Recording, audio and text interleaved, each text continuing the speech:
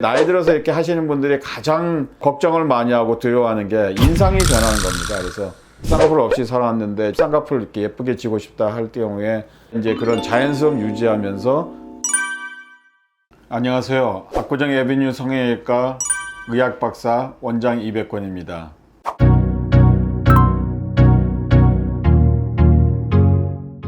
나이 들어서 이제 눈이 처진 경우 일반적으로 한 40대 중반 넘어가면서부터 눈이 이렇게 처집니다. 왜냐하면은 눈꺼풀은 20대 중반 넘어가면서 점점 노화가 온다고 일반적으로 얘기합니다. 그래서 노화도 주로 외측이 좀 많이 오고 이게 먼저 오게 됩니다. 그래서 대부분 그 이후로 계속 노화가 진행되면서 눈이 처진 게 더 외측이 더 많이 처지게 됩니다. 항상 그걸 갖다 이제 보상하기 위해서 누구나 무의식적으로 다 이렇게 이마를 이렇게 치켜뜨게 되는데 그게 외측을 더 많이 이렇게 치켜떠가지고 항상 표정이 나이 드신 분들 보면 이렇게 표정을 짓게 됩니다. 그걸 해결하는 방법이 이제 쉽게 얘기하면 상안검 성형술이냐, 윗눈꺼풀 성형술을 할 수도 있고, 눈썹화 거상술도 할 수 있고, 좀 더 공격적으로 이제 수술을 하다 보면 뭐 이마 거상술을 통해 가지고 어쨌든 떨어진 이 피부를 당겨주는 그런 수술입니다. 그런데 이마 당겨주기 이런 건 수술이 좀 크고 굳이 꼭 필요한 분도 있지만 필요 없는 분도 많습니다. 그래서 그냥 눈 쪽에서만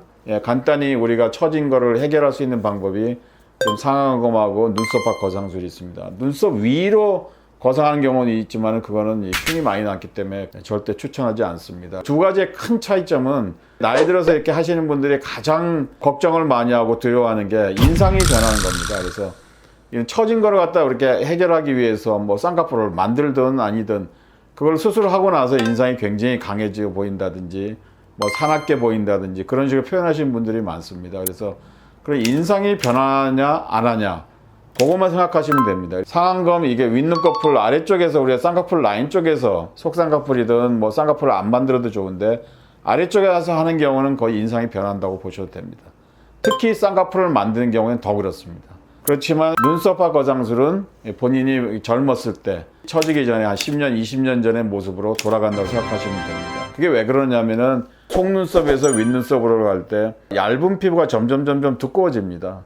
일반적으로 평균적인 겁니다. 나이 들어 처진 거를 피부하고 근육이든 아래쪽에서 제거하게 되면은 얇은 피부를 우리가 제거하게 되고 두꺼운 피부가 아래쪽으로 쌍꺼풀 라인 쪽으로 오게 됩니다. 두꺼운 피부가 이렇게 말려서 이렇게 쌍꺼풀 라인을 만들고 하기 때문에 인상이 강해지죠.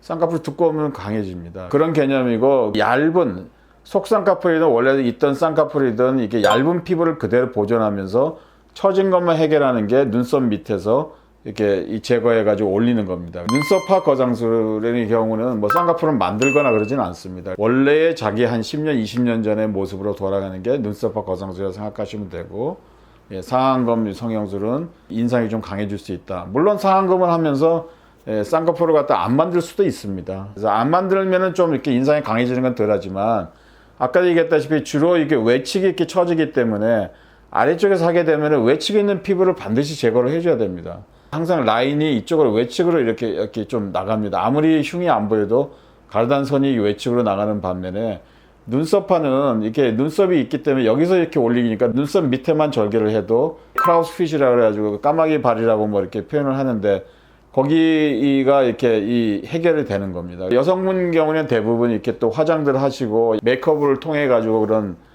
눈썹을 그리고 그러면 그런 라인도 거의 보이지도 않고요. 눈꺼풀에서 외측으로 이렇게 흉도 보이지 않으면서 해결하는 방법이 눈썹화 거상술입니다. 물론 그 상태에서 쌍꺼풀을 정말 원하시는 분도 아주 드물게 있습니다. 쌍꺼풀 없이 살았는데 쌍꺼풀 이렇게 예쁘게 지고 싶다 할 경우에 이제 그런 자연스러움 유지하면서 쌍꺼풀을 만들기 위해서는 눈썹화 거상술을 해서 일단 나이 들어서 이 처진 피부를 해결하고 그 상태에서 메모를 하든 해서 쌍꺼풀을 갖다 이렇게 하는 경우도 있습니다. 그런 경우는 제일 중요한 건 자연스러움, 인상이 변하지 않고 그냥 이렇게 자연스럽게 하는데 이렇게 이 주안점을 둔 수술법입니다. 그래서 결국은 상안검도 잘 신중하게 생각하고 피부가 아주 얇으신 분들은 문제가 안 돼. 근데 그런 분들이 굉장히 드뭅니다. 서양 사람하고 동양 사람하고 차이는 많이 납니다. 서양에서는 주로 상안검을 많이 하는데 왜냐하면 그 서양 사람들은 피부가 굉장히 얇습니다. 그런데 이 동양 사람들은 상대적으로 피부가 두껍습니다. 수술하시는 분의 그런 어떤 그 상태를 잘 파악하고 적절한 수술법을 택하는 것이 굉장히 중요합니다.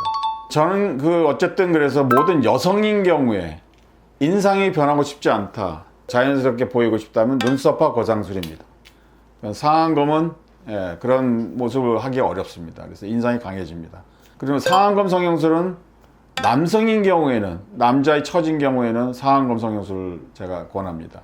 물론 쌍꺼풀을 만들지 않고. 왜냐하면 이 여성들은 어느 정도 이 눈썹 화장이나 그런 걸로 이렇게 관리를 많이 할 수 있지만 쉽게 하면 선상 반은이죠. 그게 최소한 3개월에서 6개월 정도 돼야지 거의 눈에 보이지 않지. 그전에는 약간 핑크색이나 붉은색이 보이기 때문에 여성의 경우는 문제가 되지 않는데 남성의 경우는 굉장히 그것도 관리가 힘들어합니다. 남성인 경우에도 물론 원래 쌍꺼풀이 있어서 처진 사람은 눈썹 거상술을 합니다. 그렇지만 만약에 그런 원래 이 쌍꺼풀 없이 처진 분들은 쌍꺼풀을 만들지 않으면서 피부를 제거하는 그 수술법을 택하고 있습니다. 그래서 쌍꺼풀이 없는 남자의 경우는 상안검 성형술, 여성의 경우에는 거의 다 눈썹화 거상술을, 본인이 쌍꺼풀을 강력하게 원하지 않으면 눈썹화 거상술을 권하고 있습니다.